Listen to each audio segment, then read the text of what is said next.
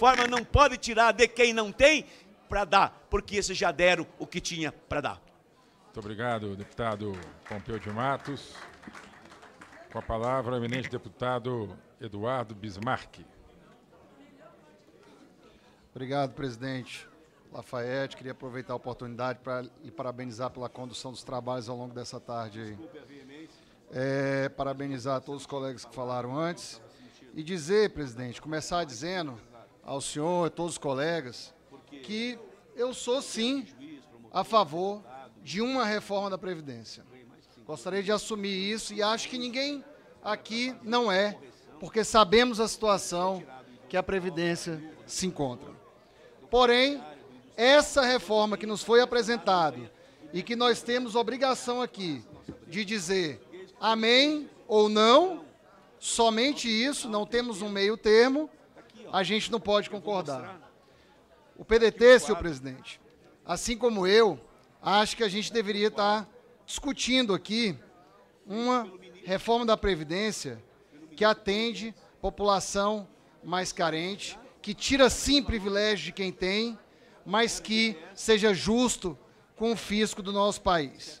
E aí eu gostaria de dizer, senhor presidente, já cumprimentando aqui os nossos colegas que estão aqui do PDT, o deputado Afonso Mota, o deputado Pompeu de Matos, que me antecedeu, o Gil Coutrin, que está ao meu lado, o deputado Sérgio Vidigal, Dagoberto, subtenente Gonzaga e o Túlio Gadelha, Fábio Henrique, que num seminário há pouco tempo atrás, nós já começamos esse debate, onde o deputado Mauro Filho Benevides e o nosso presidente Ciro Gomes, e conjunto com a bancada, nós construímos uma Previdência fundada em 3 pilares. Pilar social, onde ninguém, independente de contribuição ou não, receberá menos do que um salário mínimo, o que não é isso que está nessa proposta. O pilar da repartição, o que é isso? Um teto, é aí onde a gente retira os privilégios.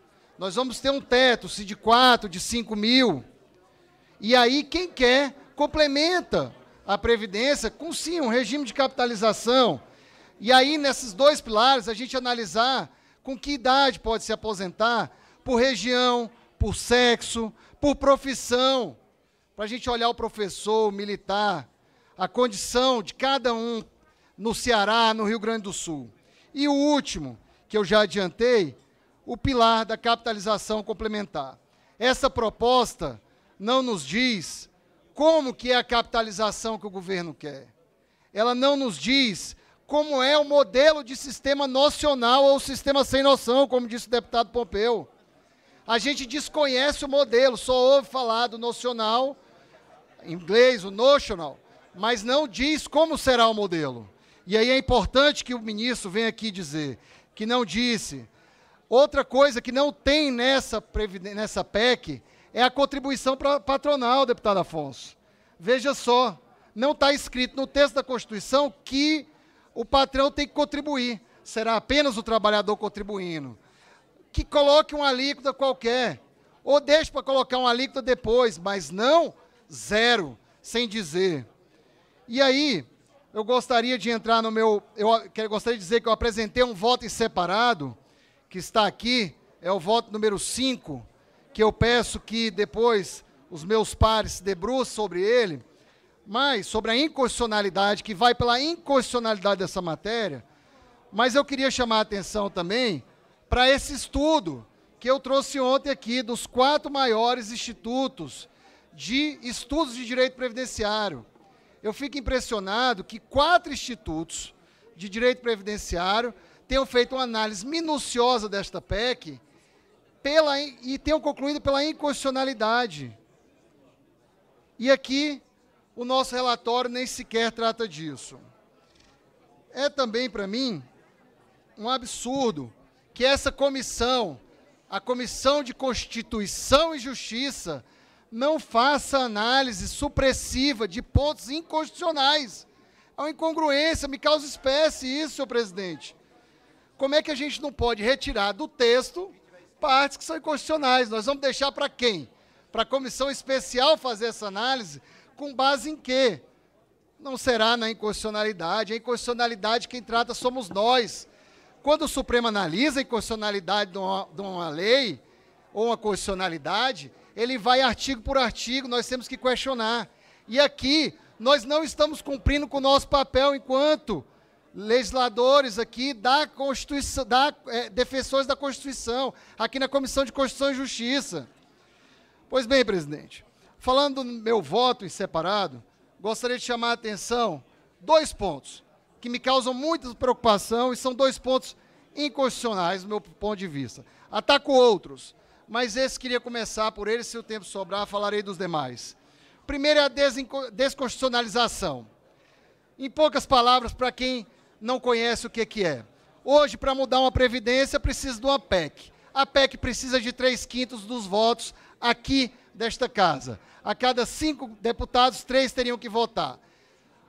Essa PEC que está aqui na nossa mesa agora quer trocar isso, substituir para que uma lei complementar de iniciativa exclusiva do Executivo possa, por maioria absoluta, alterar a lei. Sabe o que vai acontecer, nobres colegas? A cada 4 anos, como já vem acontecendo por PEC, mas a cada 4 anos o presidente de plantão, seja ele do lado A ou B, vai querer mudar a Previdência. E os trabalhadores que estão nos ouvidos vão ficar como cachorros correndo atrás do rabo do gato.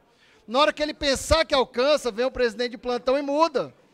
E nunca vão alcançar a Previdência. Isso é um crime com o trabalhador comum. A gente não pode permitir isso. Outro ponto, que eu me debrucei bastante, que já foi falado aqui, questão do dado atuarial. Eu falei para o ministro Paulo Guedes, a gente precisa desses dados. Na audiência seguinte, da audiência pública seguinte, eu falei para os representantes do governo, deputado Dagoberto, precisamos dos dados atuariais, é princípio da Constituição a gente ter os dados atuariais. A gente não pode permitir que votar uma PEC sem esses dados, porque o governo, quando apresenta a PEC, ele só olha a despesa. Sem os dados atuariais, ele não sabe o risco. O que são os dados atuariais? O risco social, a morte por idade avançada, maternidade, invalidez, entre outros gastos, entre outros riscos. São esses riscos sociais que a gente precisa saber. E aí, a gente tem outros pontos que eu ataco também, para poder concluir em função do tempo. Lembro do princípio da inobservância, do princípio da isonomia, que já foi falado aqui pela deputada Margarete. E aí eu queria falar da condição intangíveis ao acesso ao segurado especial. O trabalhador rural. Quem não lembra, quem não estudou, sabe que em 1990, isso foi instituído, a aposentadoria do rural, para evitar o êxodo para as cidades grandes. E é isso que vai voltar a acontecer no nosso país.